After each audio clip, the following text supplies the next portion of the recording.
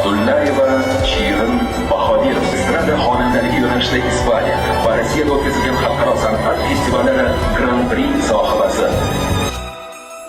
O'zbekistonning faxri, o'z tengdoshlariga o'rnak bo'la olgan Shirin Abdullayeva bugun oramizda yo'q. Go'zal, kenja, adashib ketyapti. Shirin, uzr qizim. Birinchi marta bo'ldi adashib. Bezori, ta'sir qilmadi boshimga hech dori. Kelar yana. Lo'li bo'lsam qizlar ichra, go'zallikda bittaman. Yoshlikdagi u sevgi, maktabdagi u sevgi o'zgacha bo'lagan. Qaydolmayman men senga. Manzil nurli yo'limiz ravon, oq yo'l bergan ey aziz inson. Vaqtimizga bo'ling siz omon, vaqtli davron uchun tashakkur. 19 yosh. Endi gullash va orzularga erishish davri boshlanayotgan edi Shirinning. 2005-yilning 14-dekabrida Namangan shahrida dunyoga kelgan Shirin san'atga bo'lgan cheksiz sevgisi va iste'dodi bilan ajralib turardi. Pekindagi Sinxua universiteti talabasi ham bo'lgan. Yana bir yutuqlaridan biri u 2023-yilda Sulfiya nomidagi davlat mukofoti bilan taqdirlangan edi kichik Abdullayeva. Shu yoshgacha ota-onamni rozi qilishga harakat qilib keldim. Birinchi o'rinda rahmatli berishga harakat qildim va menimcha tengdoshlarimga, qolaversa o'zimdan kichkina bo'lgan kuzatuvchilarga yaxshi o'rnak bo'la oldim deb o'ylayman. Xudoga ming marta shukr. Mana Shirin bizni juda ko'p xursand qilyapti. Zulfiya davlat mukofotini oldi. Keyin mana Xitoyning eng nufuzli universiteti Tsinxuaga grantga o'qishga kirdi.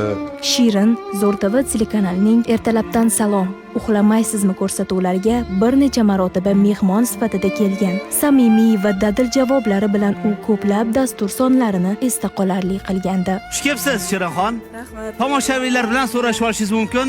Xoh Xitoy tilida, xoh o'zbek tilida. Marhamat. 尊敬的观众大家好，大家早上好。aziz tomoshabinlar, barchangizga xayrli tong. Ha. 带你去一个神奇的地方，让你感觉都不一样。插花姑娘，插花姑娘，让欢乐在你身旁。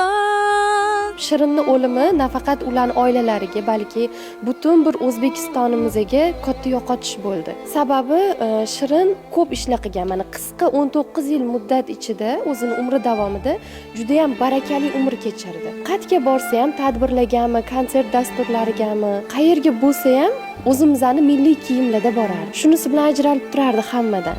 Shirin yulduzli hayotini san'at bilan to'ldirib, nafaqat musiqada, balki boshqa sohalarda ham o'zini sinab ko'rdi. U Shaoli jang san'atini o'rgangan, rus, xitoy, ingliz tillarini mukammal bilardi. Shirin 2021-yilda Rossiyaning mashhur teleko'rsatuvlaridan birida ishtirok etib, yarim finalgacha borgan. Uning san'ati va shaxsiyati tomoshabinlar tomonidan yuqori baholangan. 2024-yilda u Xitoydagi o'qishini O'zbekistonga ko'chirishga ulgurgandi. Bahodir aka, qiz muborak bo'lsin deganda ishonsangiz kulib oldim. Bilmayman. Xursand bo'lib ketdim. Ular shunday xursand bo'lib ketdim ichimdan. Nimagaligini o'zim ham bilmayman. Bu endi Allohdan bo'lsa kerak. Tunda quyosh batsa tongda porlaydi, kunlar so'nsa ham keyingi yil gullaydi. O'ylab ko'rmagan edim hech ham, yoshlik uchib ketsa aslo qaytmaydi. Kecha oxirgi manzilga kuzatishda hur qiz bo'lib ketdi-da. Qoram yog'di. O'zim ko'rgandirsiz. O'zimni senga yaxshi ko'rardim.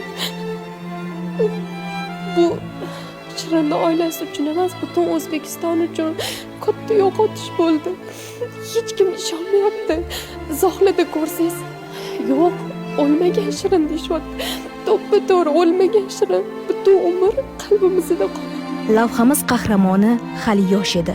ammo nafaqat san'atda, balki inson sifatida ham ko'plab ulkan natijalarga erishishga ulgurgan shaxslardan biri bo'ldi. Uning ijodi va yutuqlari abadiy xotiramizda yashaydi. Oila vakillari va yaqinlariga jamoamiz nomidan ta'ziya bildiramiz.